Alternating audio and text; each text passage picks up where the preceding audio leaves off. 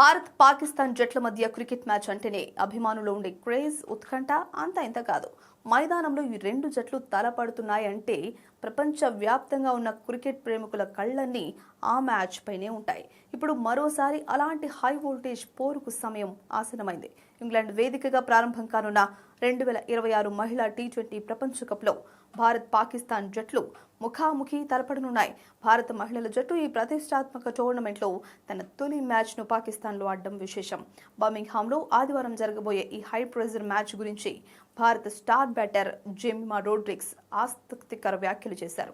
Bharat Pakistan match అనగానే ఆటగాళ్లపై ఉండే ప్రత్యేకమైన ఒత్తిడి గురించి జెమిమా స్పందిస్తూ, ఈ మ్యాచ్ మిగిలిన మ్యాచ్ లాంటిది కాదని, దీనిపై అభిమానులకు ఉండే అంచనాలు, వచ్చే ఒత్తిడి పూర్తిగా భిన్నంగా ఉంటాయని పేర్కొన్నారు.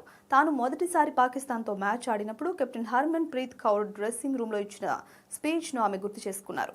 భారత్ పాక్ మ్యాచ్ చరిత్ర ఏంటో మనకు తెలుసు. బయట నుంచి ఒత్తిడి ఖచ్చితంగా ఉంటుంది. అభిమానుల అంచనాలు ఎలా ఉంటాయో కూడా తెలుసు.